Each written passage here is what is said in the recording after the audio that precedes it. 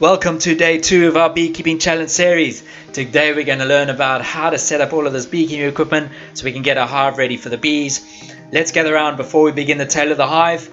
What a sight to behold, beekeepers. Now, beekeepers don't typically travel in mobs, but it is advisable as a beginner to befriend a more experienced beekeeper than yourself. What you see here are our students, just like you, all keen to get their hands and minds sticky with beekeeping. The hive is where the bees will live and build their honeycomb. It's important to make sure it's set up in a sunny, protected area. We've got some video covering how to get bees in the description below. But a valuable tip is to get yourself some swarm lure or lemongrass. Oh, and catch boxes. Now, catch boxes are starter hives for smaller new colonies. Beehives are made up of a brood box where the queen lays eggs and breeds the colony population. A super chamber or honey chamber, also referred to as a shallow honey chamber or box, is, well, where they tend to steal the honey. Then we have a lid and a floor, sometimes an inner lid too.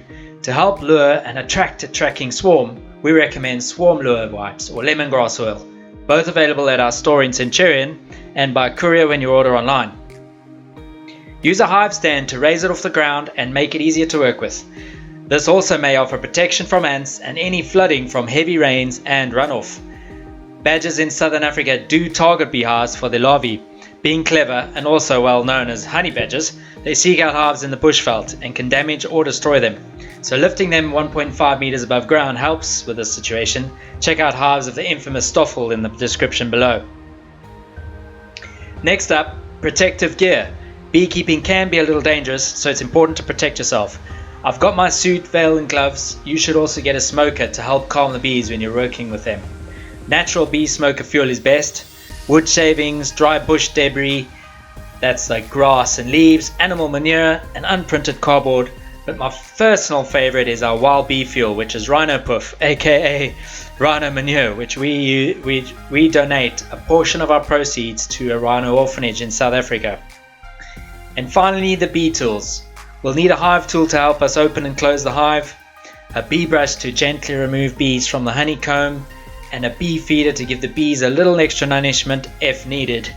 And that's it. With all of this equipment set up, we're ready to start our beekeeping journey. See you next time for day 3.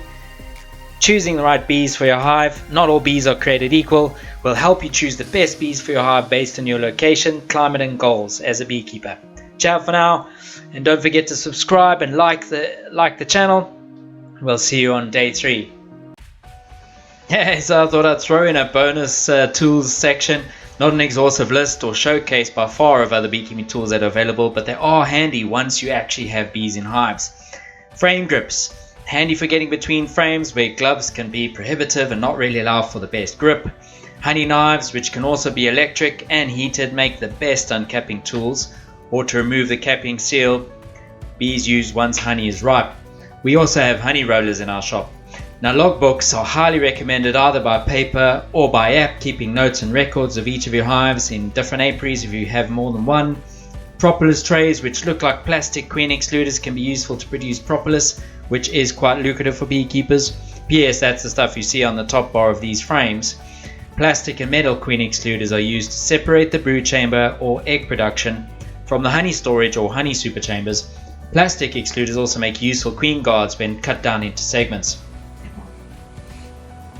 The final thing that is worthwhile looking at here is just the entrance blockers. They're useful if you want to be able to move your bees, so you can close them off while in transit and then open them up again when they arrive at their actual destination. So yeah, thanks for being with us in the bonus section, and catch you on the next one.